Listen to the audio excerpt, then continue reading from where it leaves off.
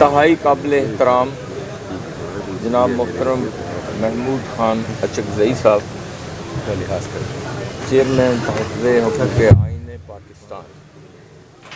اور انتہائی واجب الاحترام جناب راجہ ناصر عباس صاحب، وائس چیئرمین تحریک تحفظ آئین پاکستان، اور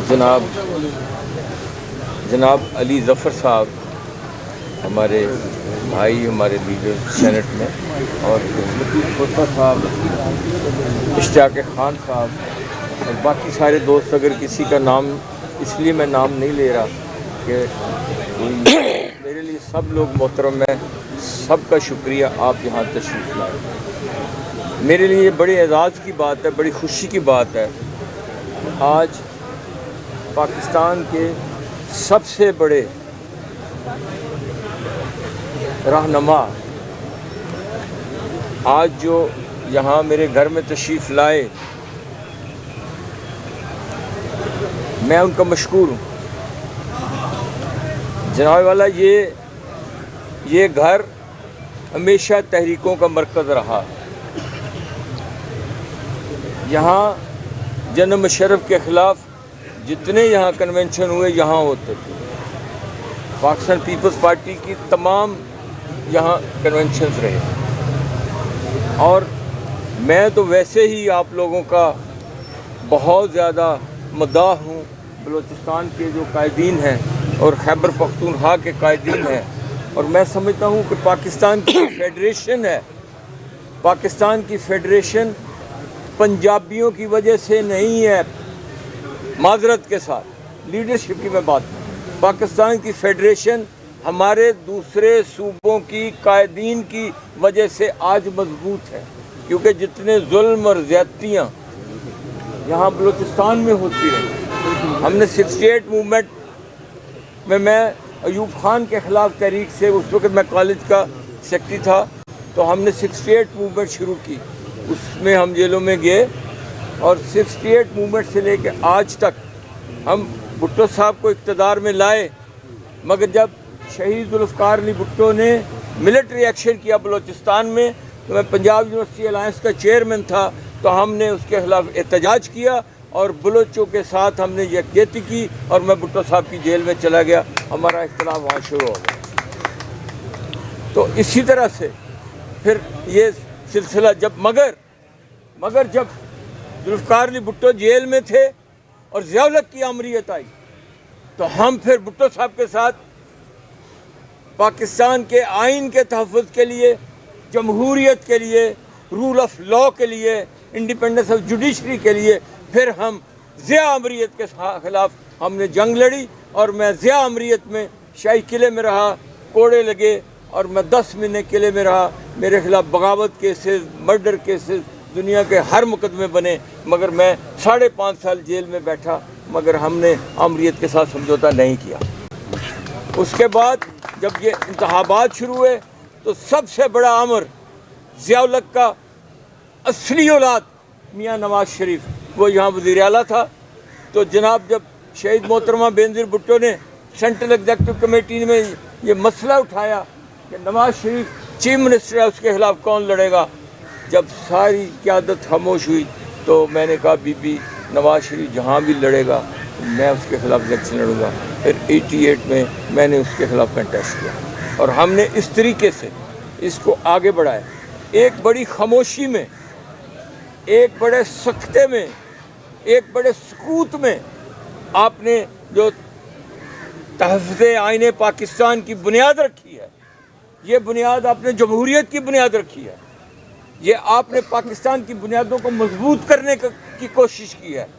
وہ کام جو پی ٹی آئی کے لوگوں کو کرنے کی اجازت نہیں تھی، وہ ہم آپ کے ایک بڑے قدور شخصیت کے پیچھے کھڑے ہو کے آج ہر آدمی جمہوریت کی بات اس تحفظ سے کر رہا ہے کہ آپ کا نام اتنا بڑا ہے، آپ کا قد اتنا بڑا ہے، آپ کی حیثیت اتنی بڑی ہے، آپ کی شخصیت اتنی بڑی ہے کہ آپ تک جبر کو پہنچنے میں بہت دیر لگے گی، نہیں پہنچ سکتا۔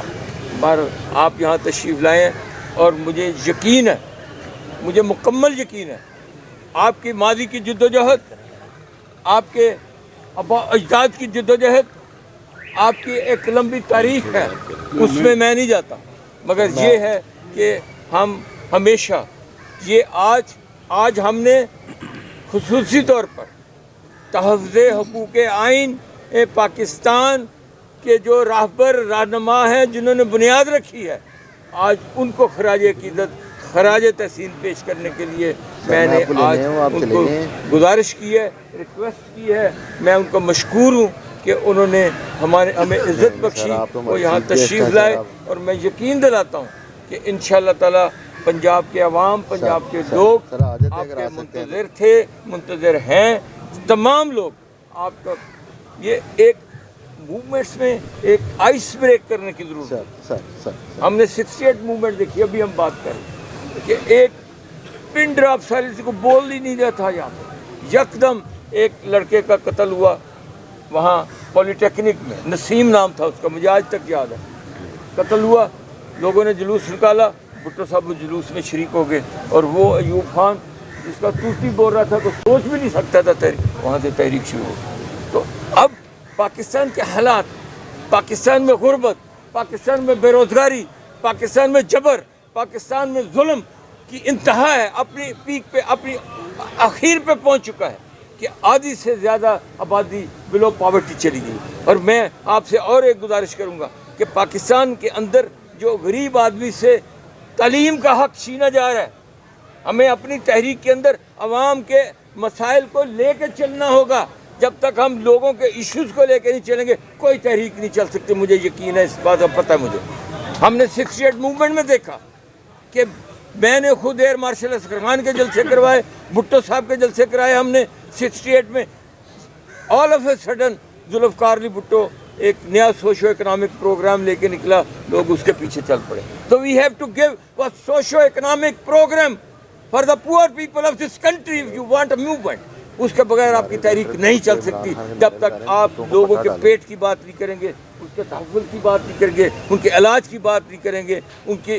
آزادی کی بات نہیں کریں گے، ان کے روزگار کی بات نہیں کریں گے. اتنا بڑا یہاں پر پرائیویٹائزیشن کا ایک سلسلہ، ابھی جیسے پی آئی اے کی پرائیویٹائزیشن ہوئی ہے، اتنا بڑا ظلم ہوا ہے کہ 135 ارب روپے میں پی آئی اے بیچی گئی ہے، اور حکومت کو کتنا ملا؟ 10 ارب. 125 ارب انہی ڈاکوؤں کو واپس کر دیا گیا ہے. اور اس کے اوپر یہ مسئلہ ہے. اور جس طریقے سے انہوں نے پرائیویٹائزیشن کی ہے لوکل یہ ہاسپٹلز کی، یونین کونسل کے ہسپتالوں کی، لوگوں سے وہ بنیادی حق کی چھین لیا گیا ہے. اور اس کے اوپر جو خاموشی ہے، اس خاموشی کو ہمیں توڑنا ہوگا. لوگوں سے علاج چھینا جا رہا ہے، لوگوں سے تعلیم چھینی جا رہی ہے، لوگوں سے روزگار چھینا جا رہا ہے، لوگوں سے آزادی چھینی جا رہی ہے، لوگوں کی عزت چھینی جا رہی ہے. یہ مسئلے اس وقت تک حل نہیں ہوں گے. جناب والا، آپ کو آپ کے طرف سے تحریک آئین، اس بات کی آئین کے اندر لکھا ہے کہ ریاست کی ذمہ داری ہے کہ وہ روٹی، کپڑا اور مکان کا تحفظ دے.